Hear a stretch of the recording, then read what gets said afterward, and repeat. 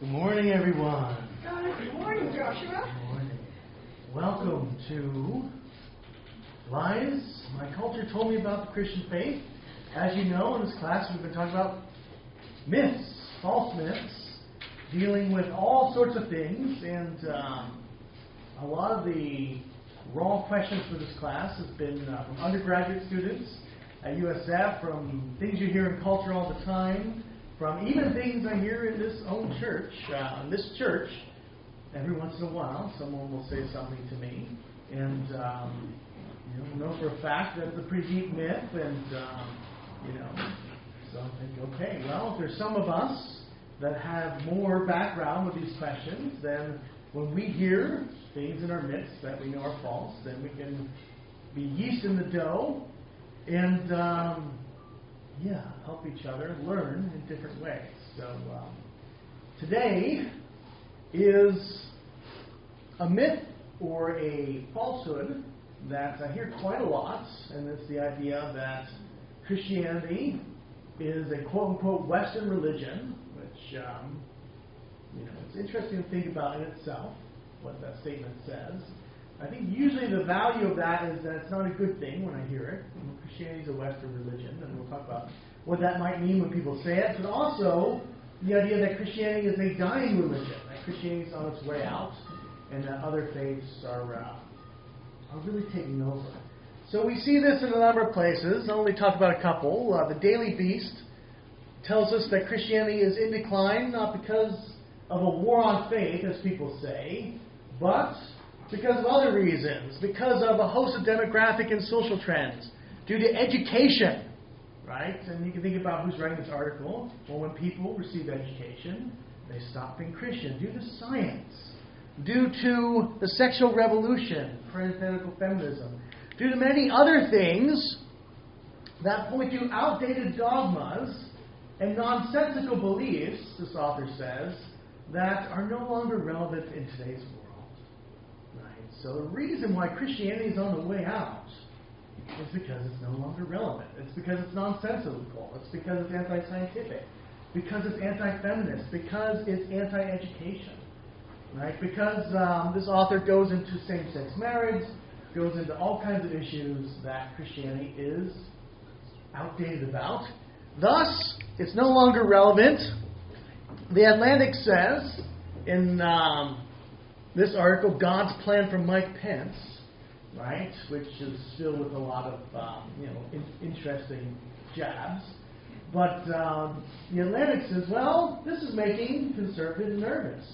Because Christianity is passé, folks like Mike Pence are really worried about what's going to happen in America. And we see this everywhere. We see this in so many places, the press, talk shows. So we can say, okay, well, where else does this emerge? Where else does this idea emerge? We find this in publications for Christians, right? So the idea that we find in this book, Global Youth Ministry, and this is one guy here, I think Terry Linhart's at Bethel, and David Livermore is at another Christian school. And these are folks who are talking about how do you do youth ministry in a multicultural environment. And they say, well, the first thing is you have to own the fact that Christianity is the religion of oppressive Western colonialism. You have to own it. And it's not cool to be a Western religion. So, that's a major stumbling block. And they say things like this, that in the Asian mindset, Christianity is a Western religion. So if you're interacting with Asian Americans, you have to be knowledgeable that Christianity is not cool in China. It's not cool in other places in Asia, right? And so we find lots of advice. Yet, ironically, when you look at the data, this is a typically Western view of how many non-Westerners view the Christian faith. So what's interesting is this whole perspective is not supported by any actual data or surveys of people. When you ask them, when you ask the typical Chinese person, what do you think of Christianity? That's not the answer you get. So we can look at some studies. Here's a major study that is on the spiritual life of Chinese residents, largest study to date done in China about how they think of spirituality. including Christianity, other religions, and so on, Buddhism. But what's interesting is 75% of Chinese residents do not believe that Christianity is a Western religion. Right? They don't see it as a Western religion. And that's interesting because that's exactly what you might think would be the case. But in this survey, less than a quarter agreed with the statement Christianity is a Western religion, hence it's not suitable for Chinese people. And so most Chinese are of this opinion, right? And Christianity ranks pretty similar to Buddhism in China, which is surprising. And so what we find is actually a different sort of scenario. We find that in other places, in non-Western places, Christianity is not seen as a Western religion, and we also don't find it declining.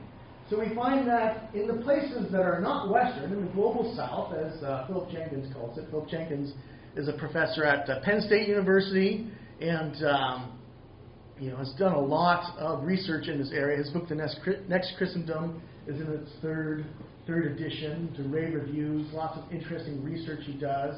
And the question here is, well, what's happening with Christianity in the world? And the answer is, it's expanding at a crazily rapid rate. And he says, whatever Europeans or North Americans may believe, Christianity is doing very well. Indeed, in the global South, not just surviving, but expanding. And just the opposite is true about Christian decline. A researcher on Chinese religion and spirituality at Purdue University, Fenggang Yang, says, if current rates of growth continue in China, within one generation, China will have more Christians than any other nation on earth. Right?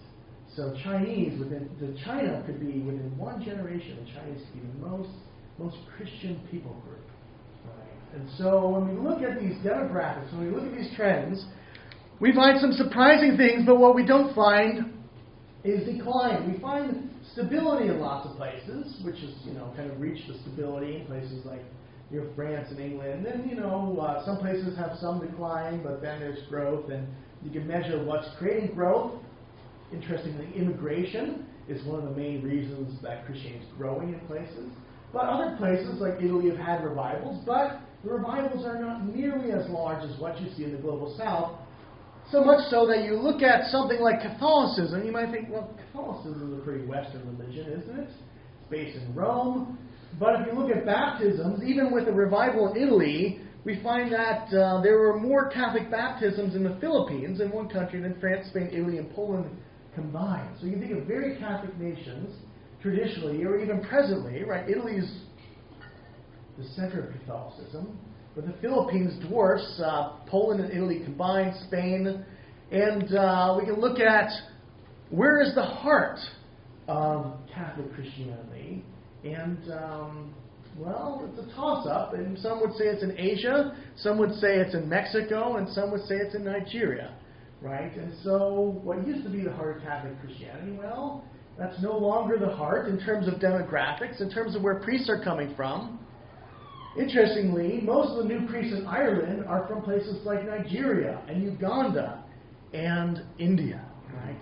So what's interesting is you have these Irish parishes with priests who are coming from different places, and what's really fascinating, at least I find fascinating, is their values are quite traditional, these priests from the global South, right? So here's an article about clash of cultures, African priests making waves as they re-evangelize Ireland. And you can read, a Nigerian priest who condemned Irish supporters of same-sex marriage has sparked a debate about whether the Irish should accept African priests with unpopularly orthodox beliefs or push married priests, right? So the idea here is you have these priests from the global South, from India, from Nigeria, from so many other places, coming into the West, right? You have the same thing in America.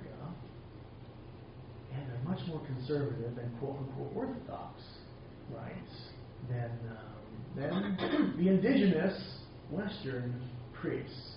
So you have a clash of cultures, and we'll talk about that at the end, whether you think that's a good thing or a bad thing, because the place that Christianity is growing most is in the global South. If we look at demographics, The average Anglican's not English, but the average Anglican, says Archbishop of Canterbury Justin Welby, is a woman in her 30s living in sub-Saharan Africa on less than $4 a day. Right? So you think about, well, who's the average Catholic? Well, someone in the Philippines, or someone in Africa, or someone in India. The average Anglican, you find the same story. So it's not just Catholics, it's Protestants to Nigeria, not England, is the new heart of Anglican Christianity. Right? So this is really where the core of Anglicanism is. India has more Christians than most Western nations. Right? So we can look at all kinds of different places. We can look at the expanse of Christianity, and we can look at some numbers. So currently there's 530 million Christians in Europe, 510 in Latin America, 390 in Africa, 300 million in Asia. But if we project these current trends to the future, or if we think about Europe as Western, then the U.S. is it's complicated, right? There's a lot of Christians in the U.S. too. But, it's not. North America is not the most Christian continent. Europe is still more Christian than North America. So we can look at where most of the Christians in the world are, and America doesn't come into that picture.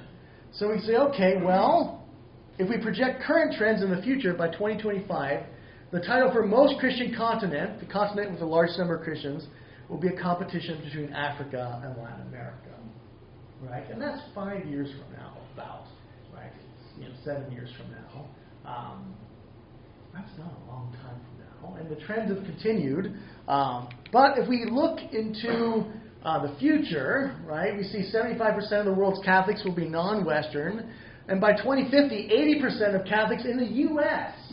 will be of non-Western origins. And that's the question of immigration, right, which is an open question, immigration. Right? We can see how immigration can change as well. So immigration might not be a steady thing, depending on who's in power. But, we can look at trends. We can say, okay, well, is there going to be a response to current policies of immigration? Will these trends continue? But the great irony here, if you catch it, is the most conservative force for U.S. politics is immigration. Right? The people most likely to vote for conservative politicians will be conservative immigrants that are Christian, that are coming into the country. So you can find lots of ironies here politically, but we can think about the future of Christianity. By 2050, in terms of population distribution, Christianity will be chiefly a religion of Africa and the African diaspora, which will be the heartland of Christianity. So the biggest growth is in Africa, and that's the most Christian continent even today, but it's going to dwarf every other continent if current trends continue. Asia also Latin America, and because of population dynamics, Europe is kind of stabilized in some ways. It's not a really sharp decline. There's local decline, but then there's regional increases too, which are mainly conversions, not birth. Right? Birth rate is stabilized, and that's a huge factor in a lot of this. So Jenkins says as Christianity moves south, it is in some ways returning to its roots.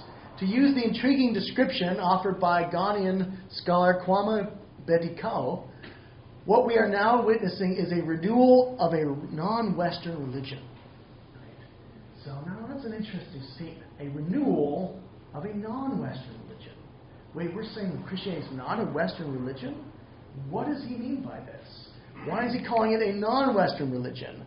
Well, the reason he calls it this is because the idea of Christianity as a Western religion distorts the entire history of the Christian faith pretty much. So we're going to talk about the history a bit, and there's a lot of good books out there. Here's an interesting book that talks about how Africa shaped the Christian mind, and it looks at the African ethos of early Christianity and how the key players were from Africa in terms of theology, in terms of rhetoric, in terms of systems, right, in terms of exegetical methodology, monasticism, conciliar patterns, Christian leadership. All of these have their roots in Africa. So the idea, says Thomas Oden, that there is a widespread belief among Christian believers and non-Christian observers alike that Christianity is a Western religion and was introduced to Africa by Western missionaries during the colonial period. This, however, is not true. Right?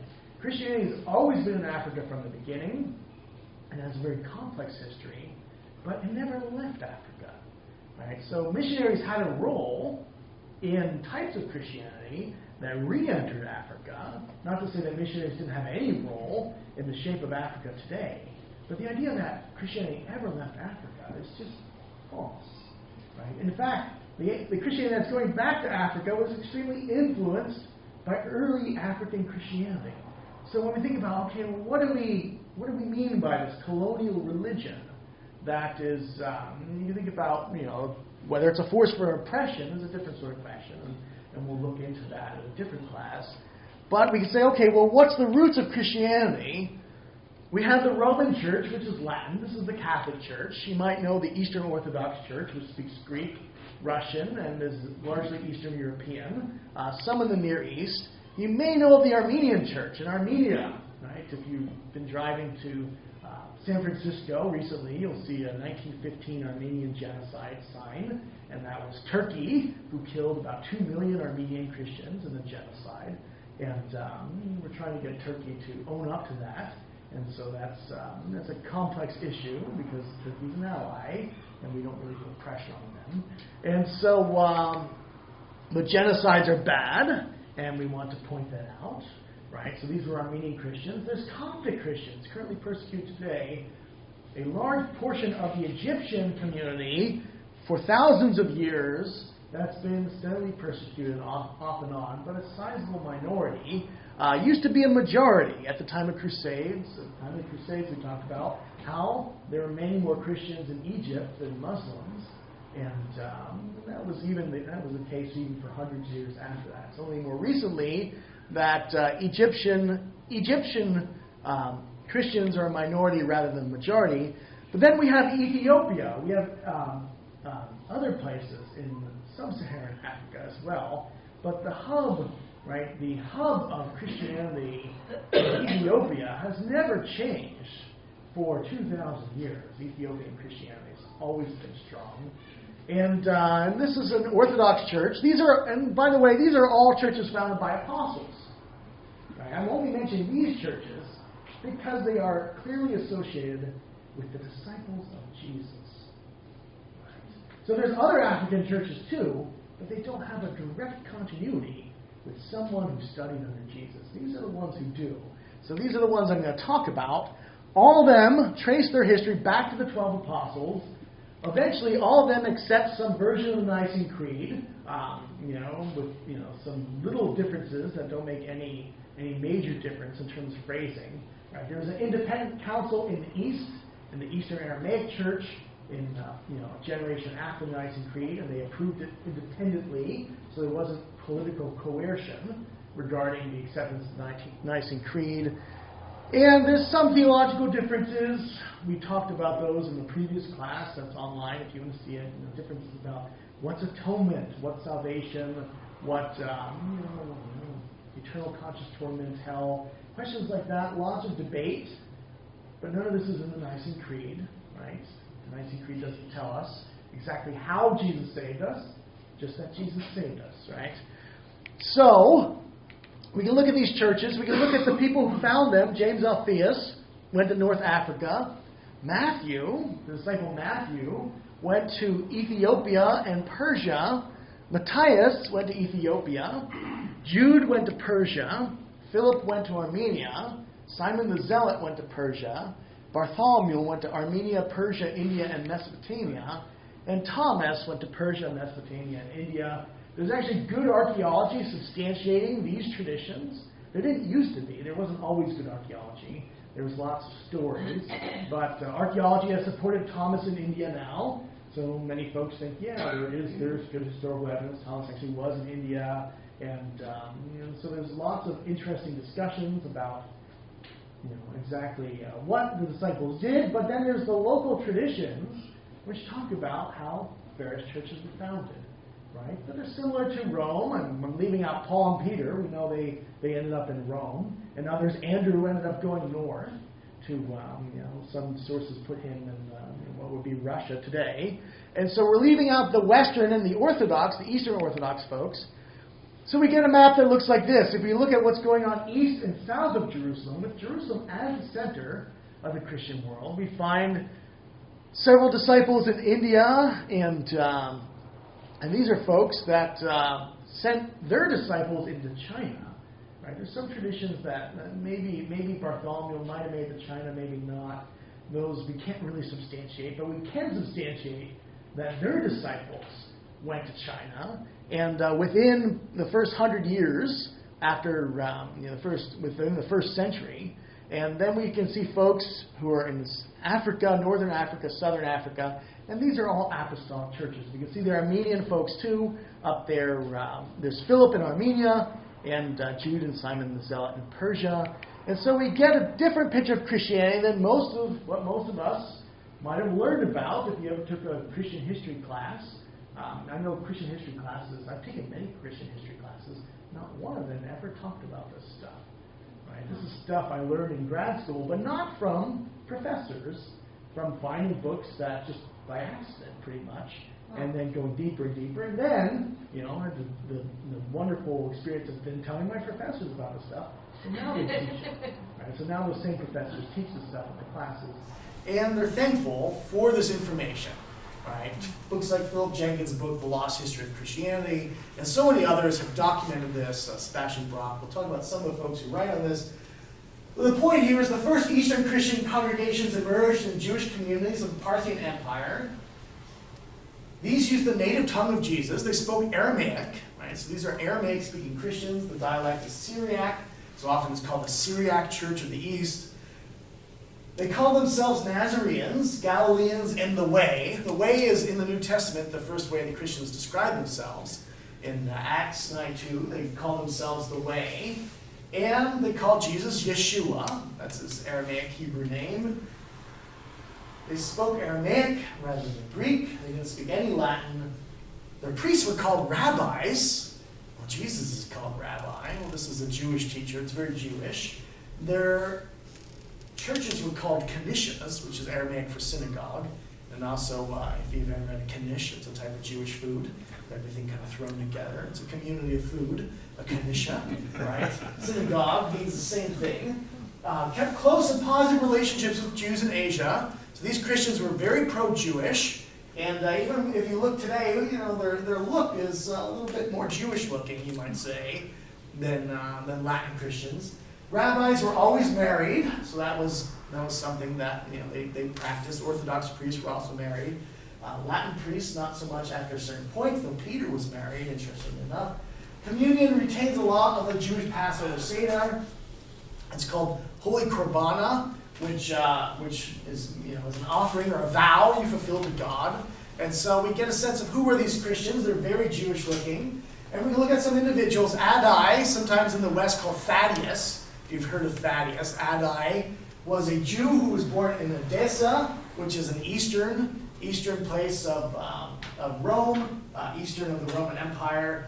Came to a festival in Jerusalem, met the disciples, and was discipled by Thomas. Right, so that's his tradition, and we find the accounts of this in the Eastern Church. Talks about Adai because he's like if you know Ignatius or Irenaeus or Polycarp in the West. He's like an Irenaeus in the East. He was a disciple of Thomas. He had disciples named Agai and Mari, and these guys wrote the first communion. Was actually written in the East, not in the West, and this is the oldest one we actually have. Some Eastern churches still use it today. And he brought the gospel, his disciple Agai. So Adai's disciple Agai brought the gospel to Gog and Magog, which is China today. And we find early Christian tombs in China dated to about 880 CE or 80 AD. Right, so we know someone started a community there. There were Christians definitely there, enough that they would own it when they died and have tombstones with crosses on it, references to Jesus. And so we can look at the history of Christianity in China. There's an early record in the Han dynasty dated to about AD 64 that talks about the Chinese Emperor Ming Ti having a dream, sending messengers along the road leading to the West to find out who is the greatest prophet who has arisen in the West. And what these people meet, they meet two Christian missionaries on the way to the emperor's court. Were they Agai and Mari? We don't know. They could have been other missionaries. No names are given. But what happens is these folks come back to the Han capital, and they teach Christianity in the Han capital under the protection of the emperor. So you have a very early Christian presence in China. Within the first century, you already have Christianity in China. Right? Long before it's in England, Christianity is in the heart of China by invitation. Right? And we find Christians in China then, by definitely 70 to 80, that's when we have hard proof. Right? So we have these accounts, which you say, well, okay, we have these accounts, that's pretty good, but then we have hard evidence in terms of tombstones. Then we have other places. We have the first Christian ruler. This is not Western, but a ruler, a king in Mesopotamia, in the country of Edessa, which is a landlocked country in Mesopotamia. That's the first known Christian king, Abgar the VIII. By 400, we have evidence for Christianity in Sri Lanka, Central Asia, archaeological evidence, letters that are sent there. By 500, the gospel is translated into Chinese. Right, so we already have translation projects underway, and there are significant numbers of Christians throughout China, Mongolia, the Uyghur lands, and Tibet. And so we can look at something like Christianity in Tibet. We find the evidence, definite evidence by the 200s of Christianity in Tibet, right? And long before Buddhism doesn't show up to the 7th century. Right, so think about hundreds of years before Buddhism shows up in Tibet. Christians are already there. We find inscriptions talking about, we have Aramaic crosses on this huge boulder. You can see the house behind the boulder there. It's that house kind of next to the boulder. This is the 2-story tower, so it's a large boulder. And we find 3 Aramaic crosses and Sogdian carved into the large boulder with the inscription that reads, talks about Jesus and how in the year 210, Naswan came from Samarkand as an emissary of Christ to the Khan of Tibet. And if you look here at this map, there's Samarkand, right? And there's Tibet. And where is Jerusalem, right? Way over here.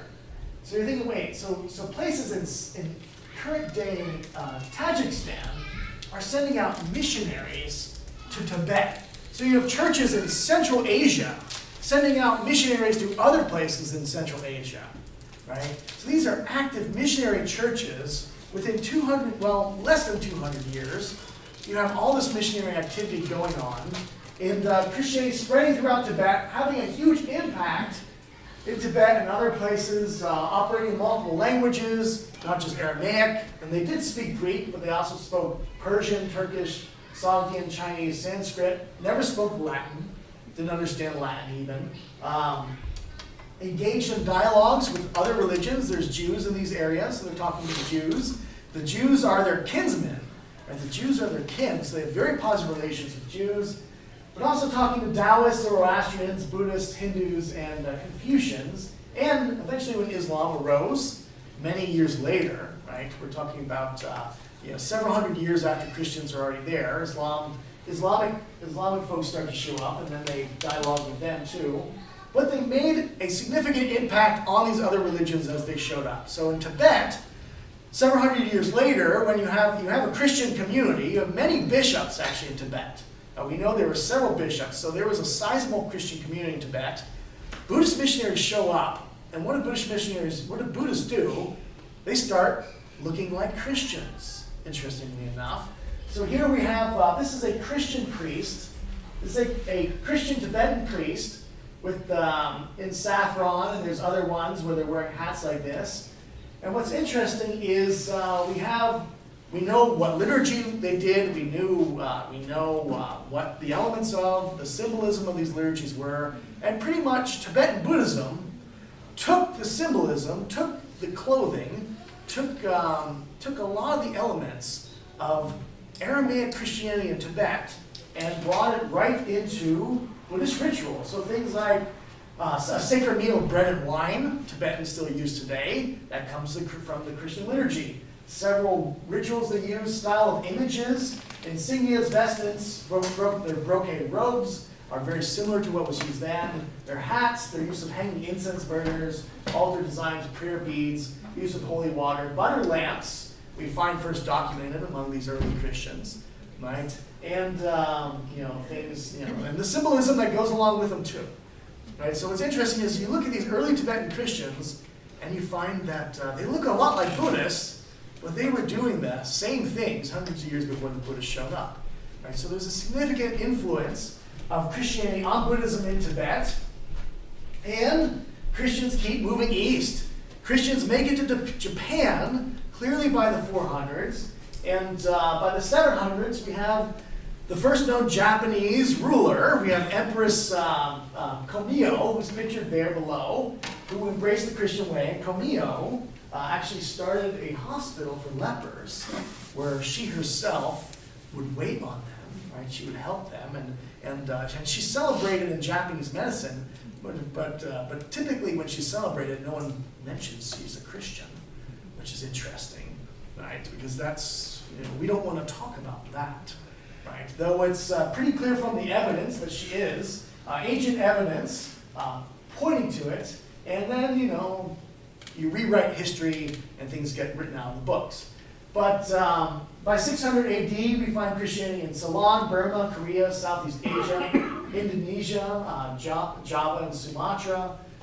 By 800, it's firmly established in all these places. There's numerous metropolitans, which are Eastern bishops, in all these places. So there's letters sent to Java, right? There's references to metropolitans in Indonesia and other places. And so there's a sizable Christian presence.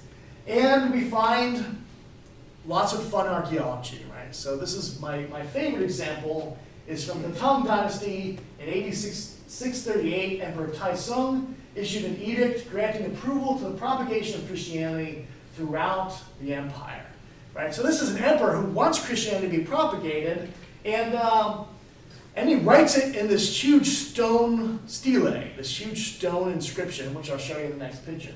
There's the picture of Taizong, this is a section of it. The Way, remember the Christians in Acts called themselves the Way, and so they're still using this way to call themselves. It was also referred to as the luminous religion, which is another way, they talk about Christianity, because this is the terms they use. The Way has no constant name, nor the sage a constant form. According to the environment, this religion is set forth quietly, affording salvation to all living. The Persian monk Alopin, bringing a scriptural religion, has come to present it in our capital. If one studies the meaning of his religion, it is mysterious, wonderful, spontaneous, producing perception, establishing essentials for the salvation of all creatures and the benefit of man. It ought to spread throughout the empire. The officer of works is to build in the Eining ward one monastery to house 21 monks, and also allots money from the imperial treasury to build churches in the capital. Right, so there's the inscription, often called the Nestorian stele. But so you have very solid archaeological evidence of state support, right? Chinese state support, building Christian churches, right? You can think, well, what is the story of this emperor? We don't have his story. We have his inscriptions. What's his story? Was he a Chinese version of Constantine? Right? We just don't know. We don't have a story. This was unearthed, and it surprised lots of folks. Right? Think, okay, well, goodness, this is a lot of effort creating a huge stone monument, proclaiming Christianity in the heart of China. Right? So there's a lot we don't know, but what we do know is enough to know of the influence of Christianity in this area. We have other accounts, right? Other archaeological evidence, other textual evidence. It's always interesting when archaeologists are finding, and local accounts too of things, and we don't know if these traditions, until we have archaeology, we don't know whether traditions are true. But one tradition that is true, and has lots of interesting evidence, is in 782, an Indian Buddhist missionary Prajna comes to the capital of China seeking out someone who can translate Buddhist texts that he's bringing from India in Sanskrit. And everyone knows that Christians are the ones who have multiple languages.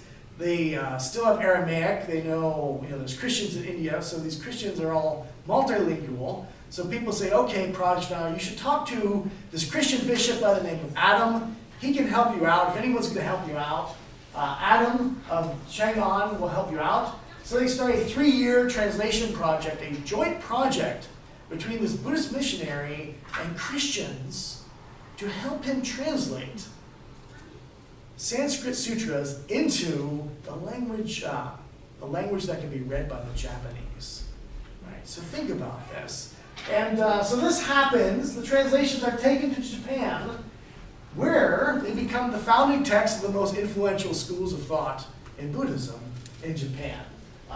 The Tendai schools, including Zen and Pure Land Buddhism, which are two of the most popular forms of Buddhism in the West, come from the translation of a Christian bishop. Right? That Buddhism is a Western religion. If Christianity is a Western religion, well, it would seem to imply that. But we're seeing it's not a Western religion. Christianity has been in China long before Buddhism has been in China. Right? And this is why Philip Jenkins, when he writes about the title of the book is The Lost History of Christianity. Because most people have no clue this history exists. So we can see the Aramaic Asian church, for the first 1,000 years of Christianity and beyond, covered more land and had more Christians than the Western churches combined. Right? And so this is the most significant Christian church for the first 1,000 years and even beyond. After the 1300s, some interesting things happened which caused a lot of Christian persecution. We can get into the details maybe in the discussion. But this is for most of Christian history. Jenkins says we can't understand Christian history without Asia or Asian history without Christianity. Because there's such deep roots, not just in symbolism, not just in other religions that are there, but political structures, right? Social structures. Christianity made serious inroads in many places. And if we think about what's the nature of this faith, is this a foreign faith? If we were to see these Christians, would we think, well, these aren't Christians at all? It's so different than us? Well, Jenkins says they always stayed very close to their Jewish roots, even as they integrated with other cultures. He says they were a genuine Asian Christianity, and they stayed pretty Jewish throughout, even to the present age. Right? These Christians still exist in lots of places. They're persecuted minorities and continue to be persecuted, but they've never disappeared 100%. And Jenkins says, if we are ever tempted to speculate on what the early church might have looked like, if it had developed independently, avoiding the mixed blessing of its alliance with Roman state power, we have but to look east. The Syriac churches represent the ultimate lost Christianity. Right? So you think, we can imagine, what would the church look like if it was never with Constantine or Roman power? Well, we actually don't have to imagine it. We can look at this history and we can see it with our very own eyes.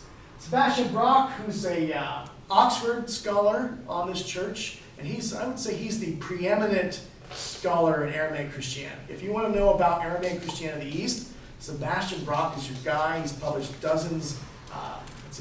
probably dozens of books on this, including individuals and their theology. He's translated more than anyone of their texts. So he's the Oxford scholar and main scholar in this area. He says, here's a genuine Asian Christianity which is free from the specifically European cultural, historical, and intellectual trappings that have become attached to the mainstreams of Christianity, which we're familiar today. And so we have a very non-Western Christianity. Not that there isn't Western Christianity. This doesn't deny that Western Christianity exists, right? It does exist. But you can say, is Christianity a Western religion? Well, maybe our version is, but as a whole, is Christianity a Western religion? And most of Christianity has not been. Right? There's always been Christianity, non-Western Christianity, throughout its whole history. And these versions are coming back, right? It's, some people think, we know that these Aramaic churches existed at the time of the Cultural Revolution under Mao Zedong, and there's always an open question, did they continue? Did they make it through the revolution, or were they annihilated? Right? But you wonder, with Christianity on the rise in China, and even a few years ago we had, Does anyone remember Lu? Lu Pu? Okay. So she was a Chinese grad student who, was interested in English as a second language, and met Melissa, and we started talking to her. And her grandparents had this very mysterious Christian belief when she was reintroduced to it here, and that led her back to the Christian faith. But it had been in her family in a mysterious secret form before she was reintroduced to it here. So it makes me wonder how much of these traditions are passed down in ways that we don't quite know, in secret ways. Values, stories about God that not even the Cultural Revolution can stamp out. Right. So I think I think there's a lot more that maybe we'll know on the other side of the other side of the new creation, but not through probably archaeology. But what we do know is interesting. So a couple questions to think about. First of all, do you think the shift of the center of the Christian faith to the global South is a good development or not? And if you think about the values, well, it's certainly, you can think about cultural values, you can think about ethnic values, but you can also think about folks who are very conservative, right? Folks who are, have different views of gender dynamics, different views of Scripture, right? More, you could say, literalist in their interpretation of Scripture, and that causes clashes with a lot of Western folks who are more liberal in their understanding of Scripture and in social norms. So you have this re-influx, and there's a lot of contention over very conservative, always called very conservative, Nigerian missionaries, Anglican missionaries coming to re-evangelize Episcopalian Americans. And part of that message is a more conservative social norm. So think about, do you think this is a good thing or a bad thing? This will probably have to do with politics, don't get any political arguments. Just think about this, because there's this temptation to say, oh, this is a wonderful thing. I often find very liberal people say, this is so wonderful, and then they turn around and they think, who are these people? And then they start insulting them for, oh, they're not as educated, sophisticated as us, and things like that. And so I'm like, okay, so now you're demeaning the people you're just celebrating, and you're saying that you're a better sort of Christian, and this is the essence of this clash. So think about that for a bit. Secondly, if you were a Christian with language ability in China, and you have this Buddhist monk show up and want your help translating the scriptures, do you think you'd do it? Do you think you'd do what Bishop Adam and other Christians did, translate these Buddhist scriptures? I should tell you that in these Buddhist scriptures, there's interesting ideas that don't show up in traditional Buddhism, like faith and grace, right? And stuff that looks a lot like Christian gospel language. So a lot of folks think that Adam actually, in his translation, imported lots of Christian ideas. So Pure Land Buddhism looks a lot like, even if you go to Pure Land Buddhist churches, as they're called, you have hymnals, and they sing songs like, Buddha loves me, this I know, for the sutras tell me so. I kid you not. I kid you not. Right? To the same tune. And so you think, well, wait, this just looks like a Buddhist, what is going on? It's so similar to Christianity. And this is part of its history. So someone says, this is even Buddhism. What is this religion? Right? It's not traditional Buddhism.